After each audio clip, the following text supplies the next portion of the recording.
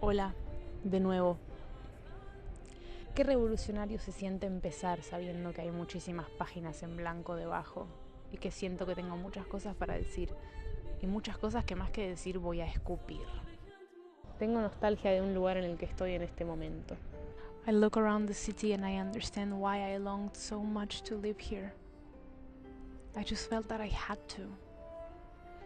I had this fantasy that I wouldn't feel alone here. But in the huge crowd of people, there is something far worse that happens. All individuality is lost.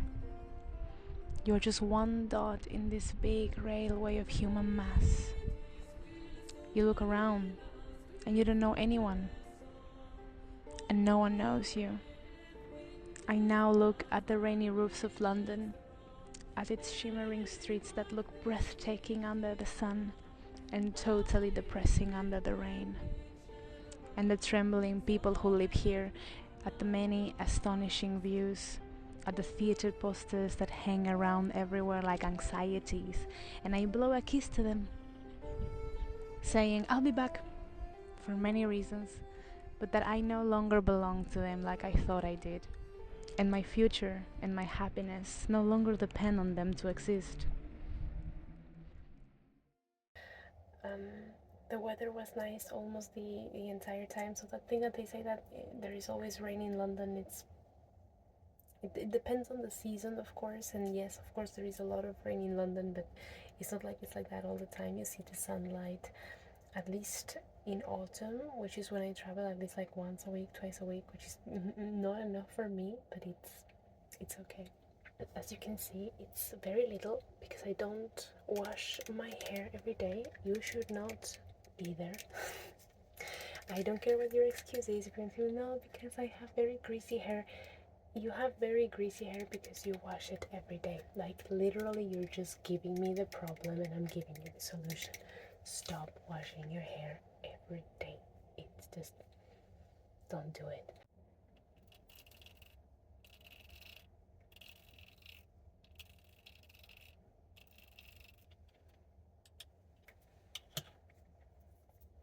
I actually just need the glasses to look from far away, so I'm not gonna put them on right now. Here I am in the center of London, which is not me trying to tell you that I'm actually insane and I am locked up, because this does not look like the center of London, but I am in the center of London in a capsule hotel. So this is my capsule, which feels like sleeping in a coffin.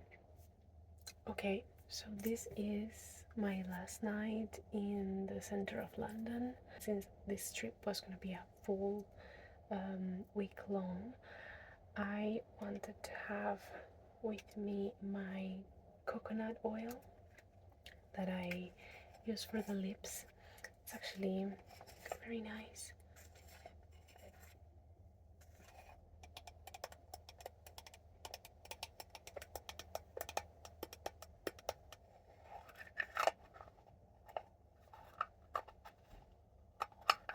Coconut oil basically hardens when it's cold. So if you just take a little bit, it becomes oily. It's a bit excited, but it's moisturizing cream made with aloe, and it's very refreshing. It makes my skin feel very good, feel very like moist but not oily, you know. It doesn't leave any kind of like trace of anything oily or too creamy. It's fantastic.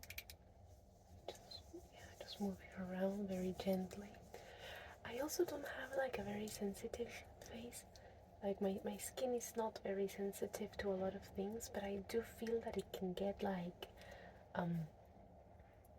I once read this guy, I have no idea what I'm saying right now, like this could all be fake news, so please don't take me seriously, but it was a guy who was a dermatologist, if I remember correctly, and he said that doing like a lot of skincare, you know, in your face and putting a lot of different products could make your skin be like hyperactive.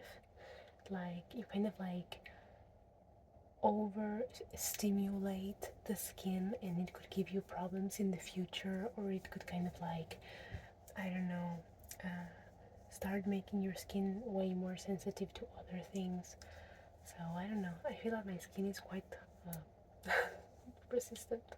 Last night I managed to fall asleep around midnight, and I usually go to sleep like way earlier. I like to fall asleep by like 10, but I couldn't sleep because there was a lot of noise, a lot of people coming in and out, not of the capsule, obviously. When I actually make it to fall asleep, which I was very thankful for because I was very tired. Yesterday was a very important day, a very long day, a very beautiful day. I wake up again at 3 a.m.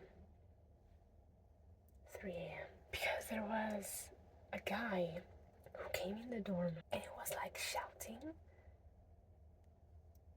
like not just normal shouting. He was like talking, probably to a friend of his, but they were both kind of like probably super drunk, and just talking out loud and going like, "Hey, yeah, mate," and like in a very thick, posh English accent, and I was like,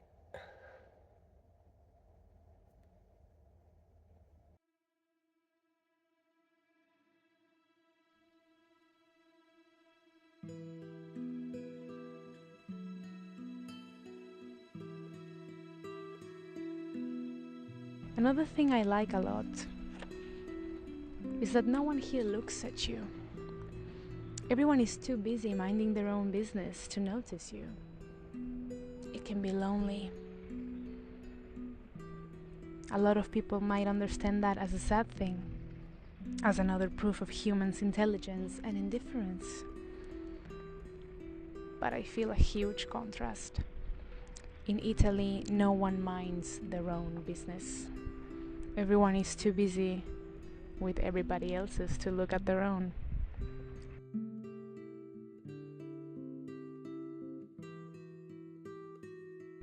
I was thinking that I'm not as patient as I once was with people that I think are making a mistake. I wonder if the same thing happens with myself.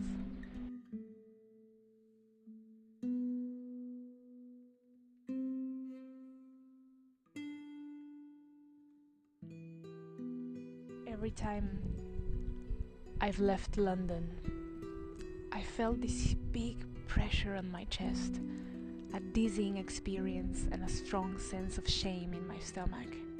Like I have failed myself, my dreams, my family's effort. But this time I don't feel it.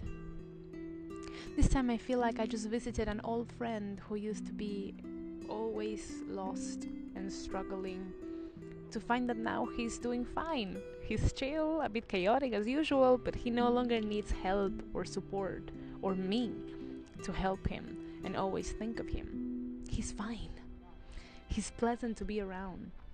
He has the craziest stories to tell me. He's healthy and looking forward to receiving me anytime I feel like coming to visit. Now I think it would be nice to come back here soon, but I am no longer needing to come back already. My dreams are no longer rooted here, and I feel as if I had released my own chains, changed my own mind, and stopped pursuing endlessly something I no longer want.